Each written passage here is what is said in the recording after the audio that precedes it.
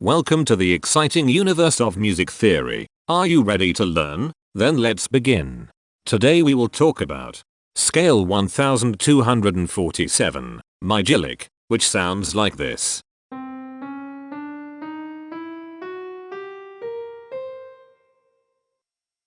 This scale has 8 tones, which means it is called an octatonic scale. This is a bracelet notation diagram of scale 1247. The shaded circles represent tones that appear in the scale, and they are read clockwise, starting at the top.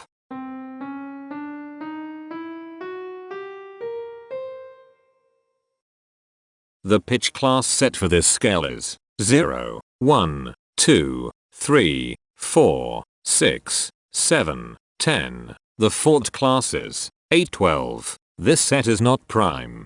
The structure of a scale is a description of the interval distance between each successive tone. This scale has a structure of 1 1 1 1 2 1 3 2.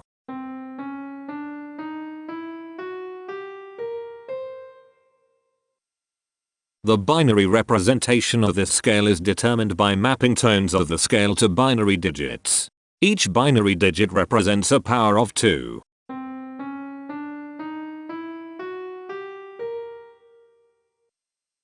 To get the scale number, we add the powers of 2 together. The powers of 2 that are present in the scale, all added together, equals 1247. That is why the scale number, in decimal, is 1247. The scale number not only enumerates the scale with a unique index, but it also literally describes the tonal content of the scale. Represented as a binary number in base 2, the scale number is 010011011111. Here are the common triads present in this scale. The diagram in the center is a graph of parsimonious voice leading between triads. There are 3 major triads. There are 3 minor triads. There is 1 augmented triad. There are 5 diminished triads. Here is a Hamiltonian path of parsimonious voice leading that uses all the triads.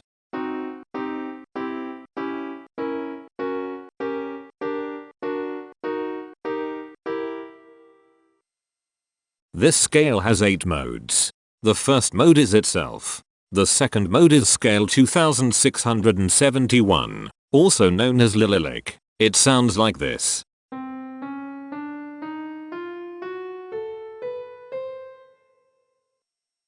The third mode is scale 3383, also known as dactylic. It sounds like this.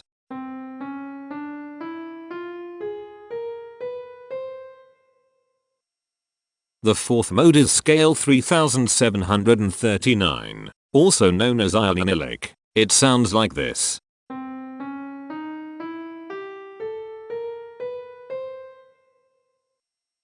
The fifth mode is scale 3917, also known as epiphilic. It sounds like this.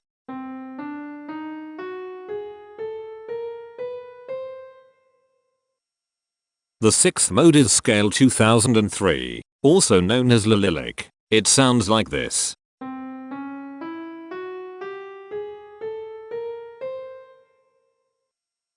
The seventh mode is scale 3049, also known as Heteromorphisms. It sounds like this.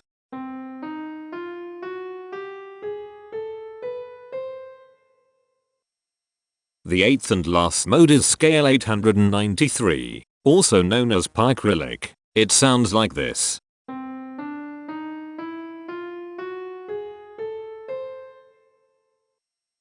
Imperfections are tones that have no tone, a perfect fifth interval above them. This scale has 4 imperfections. They are at positions here, here, here, and here. Hemitones are instances where 2 tones in the scale are a semitone apart.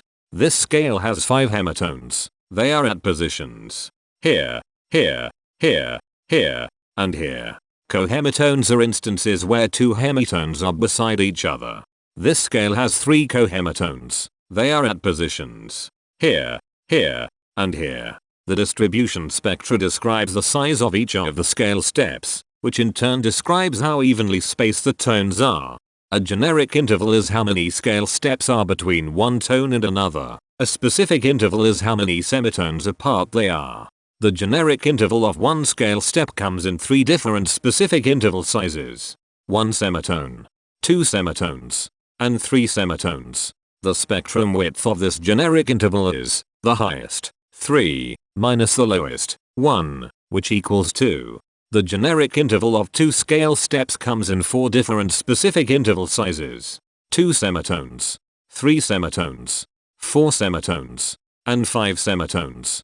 The spectrum width of this generic interval is 3. The generic interval of 3 scale steps comes in 3 different specific interval sizes: 3 semitones, 4 semitones, and 6 semitones.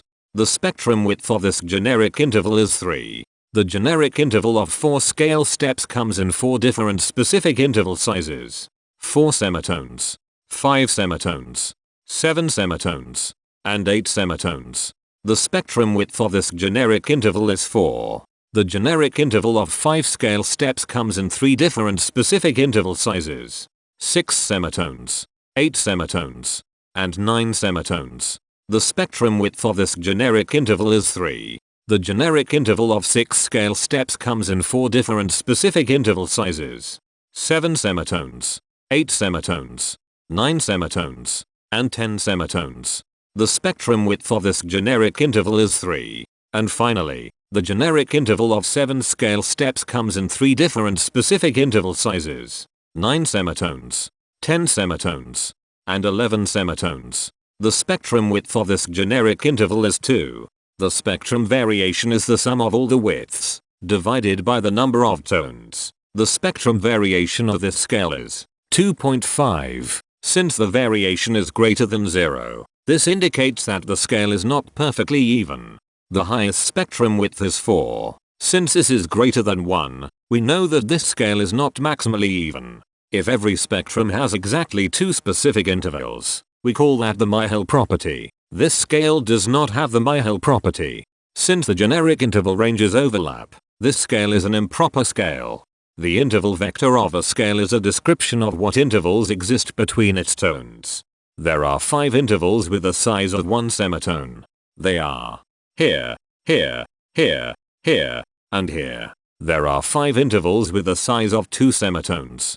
They are here, here, here, here, and here. There are 6 intervals with the size of 3 semitones. They are here, here, here, here, here, and here. There are 5 intervals with the size of 4 semitones. They are here, here, here, here, and here. There are 4 intervals with the size of 5 semitones. They are here, here, here, and here. There are 3 intervals with the size of 6 semitones.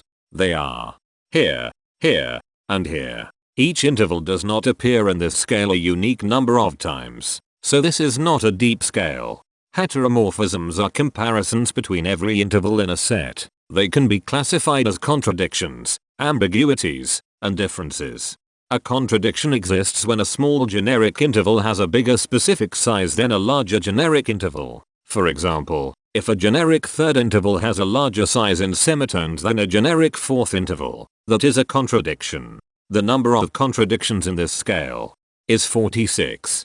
An ambiguity exists when 2 intervals have the same specific size, but they have different generic intervals. For example, if a generic fourth and a generic third interval are the same size in semitones, that is an ambiguity. The number of ambiguities in this scale is 63. A difference exists when 2 intervals have the same generic size, but different specific sizes. For example, a major third and a minor third both have the same generic size, but they have different sizes when measured in semitones. The number of differences in this scale is 142. The coherence quotient measures the proportion of ambiguities and contradictions among a set's intervals. A scale with a higher coherence quotient is a good candidate for musical usefulness. The coherence quotient is 0.59. The sameness quotient measures the proportion of heteromorphic differences among a set's intervals. A scale with a higher sameness has fewer differences, so it is also a good candidate for musical usefulness. The sameness quotient is 0.276. This scale has no reflective symmetry. This scale has a different pattern of intervals ascending and descending, so it is not palindromic. This scale has no ridge tones. The balance of a scale depends whether the tones are spaced equally enough for the center of gravity to be in the center of the scale.